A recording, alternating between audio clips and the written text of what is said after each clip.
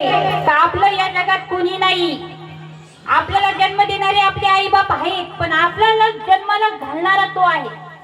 त्याच्याकडे सगळं काही आहे. आपल्या आई वडिलांना विचारा बरं, आपण मागच्या जन्मी कोण होतो, आता इथून पुढे कुठे जाणार आहे, सांगता येईल का? नाही सांगता येणार.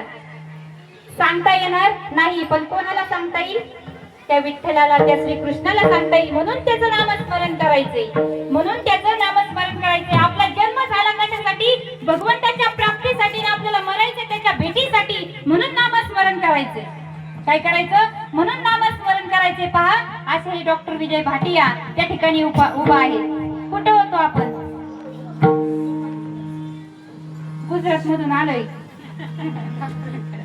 आता बघा, त्या ठिकाणी डॉक्टर म्हणाले, बरोबर आहे, ज्यांनी शरणागती पत्करली, ज्यांनी देवाकडे शरणागती पत्करली, त्याच्यासाठी ते उभा आहे. ताई, तुम्हाला गुजरात मध्ये जायची गरज नाही. मी तुमच्या समोर डॉक्टर विजय भाटिया या ठिकाणी उभा आहे.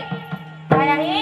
उभा आहे. मी डॉक्टर विजय भाटिया आहे. मी तुमच्या समोर उभा आहे. ज्यांनी शरणागती पत्करली त्याला देवाकडे काही मागण्याची गरज नाही.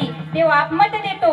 म्हणून आपल्या डोळ्यांना जर सुख हवं असेल खरं, तर अभंगाचं पहिलं चरण.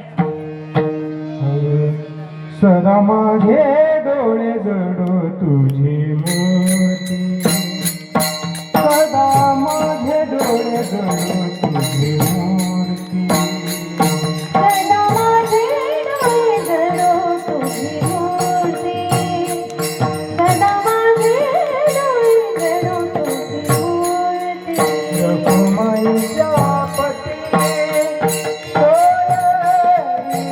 रखुमाईच्या पती गोड तुझे रूप, गोड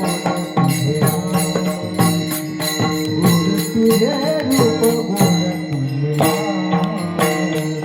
आईच्या पती रखुमाईच्या पती गोड तुझे रूप, गोड तुझे नाम, गोड तुझे रूप, गोड तुझे नाम. आता अभंगाचं दुसरं चरण. गोड तुझे नाम, गोड तुझे रूप, देई माझं प्रेम सर्व काळ. बघा बरं का, अर्थ कसा जुळलाय. गोड तुझे नाम, आधी वर नाम घ्यायला सांगितले आणि मग रूप आवडले. बघा बरं का, आधी नाम आणि मग रूप.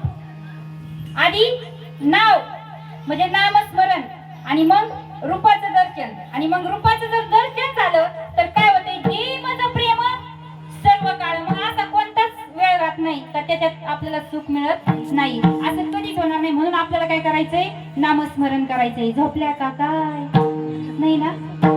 बघा बघा, म्हणून आपल्याला काय करायचंय? नामस्मरण करायचंय. पण ते कसं करायचंय? बघा, कोणासारखं करायचंय? वाल्याकुळी माहितीये सगळ्यांना, तरी पण मी सांगणार आहे सगळ्यांना. आता बघा बघा, वाल्याकुळी